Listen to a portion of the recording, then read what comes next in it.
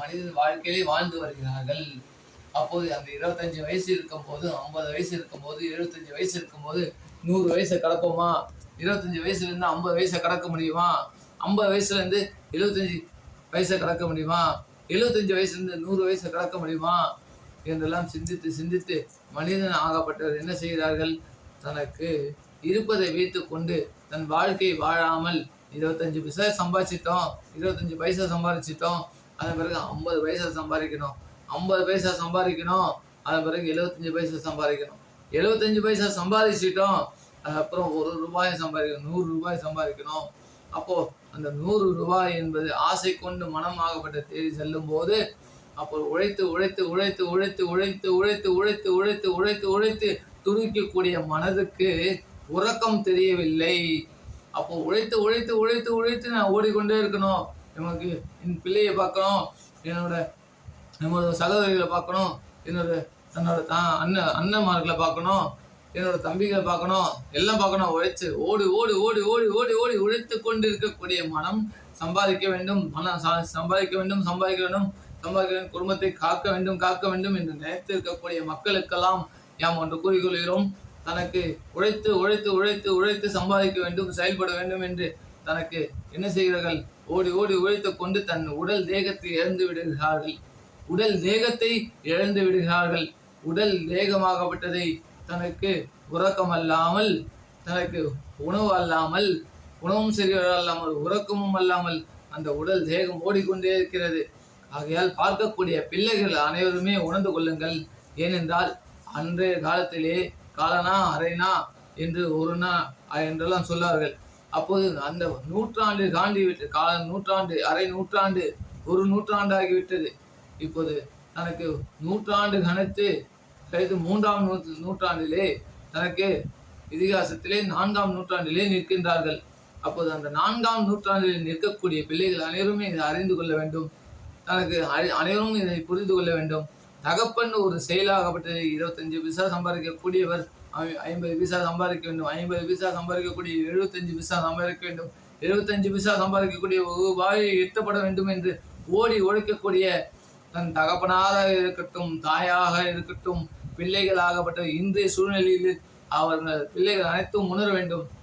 அவர்கள் ஓடி ஓடி உழைப்பதை உணர்ந்து தங்கள் வாழ்க்கையை மேம்படுத்தி கொள்ள வேண்டுமே தவிர, புரிந்து விட்டதா? ஓடி ஓடி உழைக்கக்கூடிய காரணம் எதற்காக? பணம் சேர்க்க வேண்டும் காரணம் எதற்காக? தன் தகப்பனாகப்பட்டவர்கள் தனக்கு சம்பாதிக்க வேண்டும், தனக்கு அனுபவிக்க வேண்டும் என்ற அவசியம் அல்ல. தன் தகப்பனாகப்பட்ட சம்பாதித்ததை பிள்ளைகளுக்கு பாதுகாக்கப்பட வேண்டும், பிள்ளைகளுக்கு அளிக்க வேண்டும், பிள்ளைகளுக்கு ஒரு சுப விஷயம் நடத்த வேண்டும். பிள்ளைகள் தவித்து விடுமே, பிள்ளைகளுக்கு தான் அந்த சூழ்நிலை வாழலை.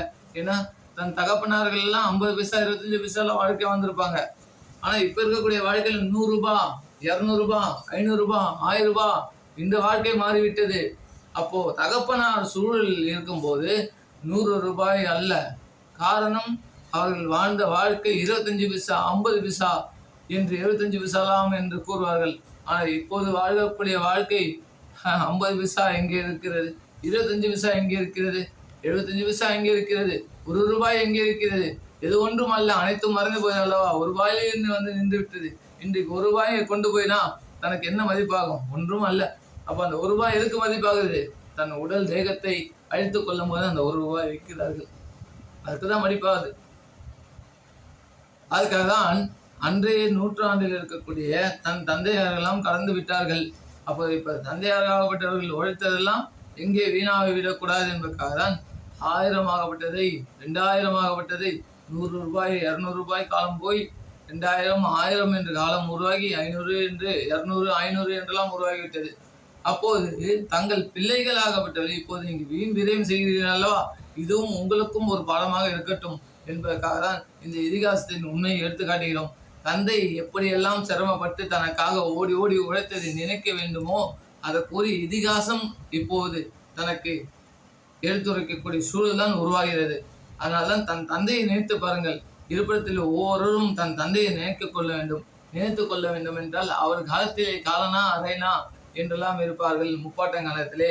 அதன் பிறகு 10 காசு 5 காசு என்றெல்லாம் சென்று விட்டது. அதன் பிறகு 25 பைசா 50 பைசா என்று வந்துவிட்டு சென்று விட்டது.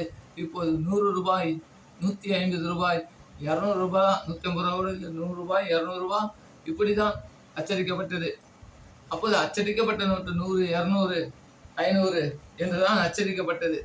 அப்போ இந்த நூற்றுக்கணக்காக இருக்கக்கூடிய நூற்றாண்டிலே வாழ்ந்து கொண்டிருக்கக்கூடிய பெரும்பாலும் பிள்ளைகளாகப்பட்டவர்கள் தனக்கு தவறான பழக்கத்தில் ஈடுபட்டு தன் தந்தையாகப்பட்ட காலத்திலாம் மறந்துவிட்டு தன் தந்தையாகப்பட்டவரை குறை சொல்லி தனக்கு என்ன சம்பாரிச்சு வச்ச? உடனே ஒரு கேள்வி, என்ன எனக்கு சம்பாதிச்சு வச்ச? எங்க அப்பா என்ன பெருசா சேர்த்துட்டாரா? அப்ப வாழ்ந்த வாழ்க்கை வேற, இப்ப வாழ்க்கை வேற. ஆம், அப்போது அவர்கள் உழைத்து தனக்கு அளிக்கவில்லை என்றால் இப்போது இருக்கக்கூடிய பிள்ளைகள் வாழ்ந்திருக்க முடியுமா?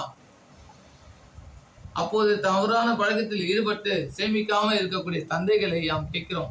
அப்போது தவறான இருக்கக்கூடிய பிள்ளைகளை தவறான பாதையில் சென்று சேமிக்காத இருக்கக்கூடிய